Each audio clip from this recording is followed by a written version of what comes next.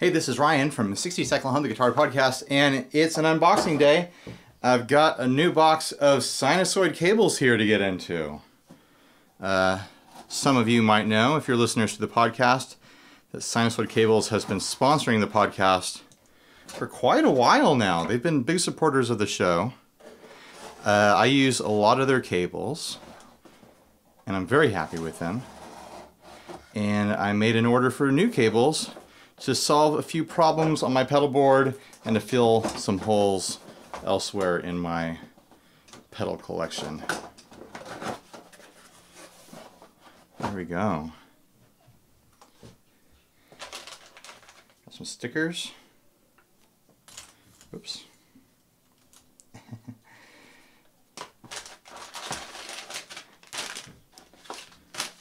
This looks like some sort of a bag of coffee beans is what it feels like. I'm not a coffee drinker. I usually give whatever coffee I get in packages to Steve because he drinks coffee. Got a bunch of cables here. I'll go through them and what I'm going to use them for. Nice little Velcro tie here. I like these Velcro ties, but the thing I don't like is if I've got them on the floor for some reason and I'm wearing socks and then they just really stick to my socks. We've got a sliver, another sliver, and a third sliver, and a fourth longer sliver, a long boy there, about a foot. I've got this short little stack sort of thing. I forget what this plug is called, but it's nice and short with a pancake on one side. I'll explain what I'm going to use that for. And I've got a long boy with two pancakes. I think it's about 3 feet long. And then in here, all wrapped up like some sort of Victorian package from a lover in paper. A receipt there.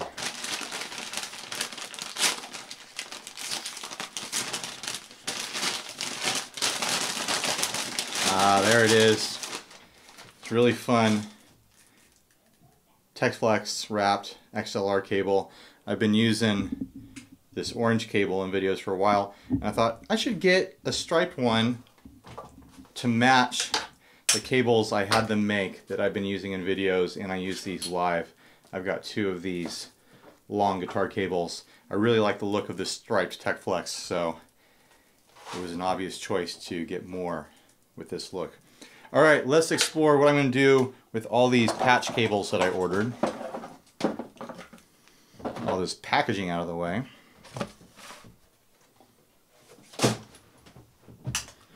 So first of all, let's talk about the sliver cables. They have a super tiny little head on them. Look how small that is. Really small. And it's soldered.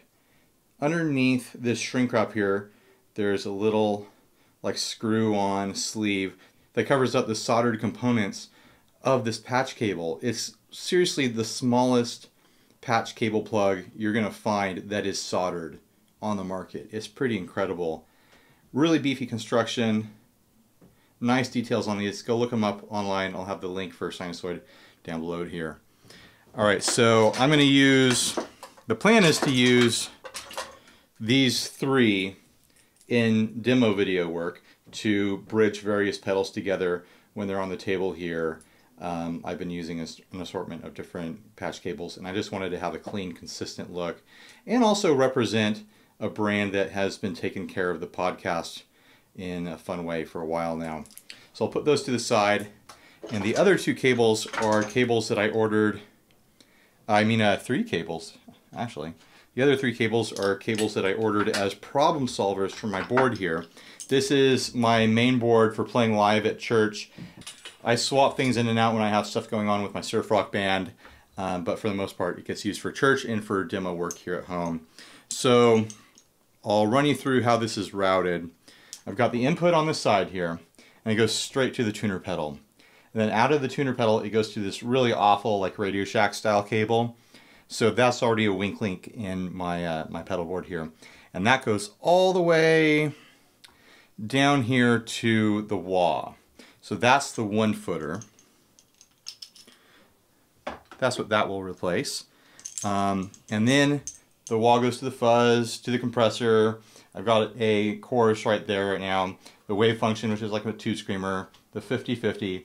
It exits right here into a long pancake plug cable that I made.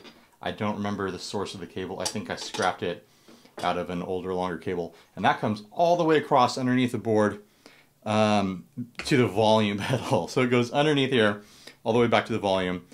And so I'll be replacing that with this sinusoid cable with a better rated cable, or at least I know what the cable is rated built into this thing. And it'll have, you know, that nice sinusoid branding.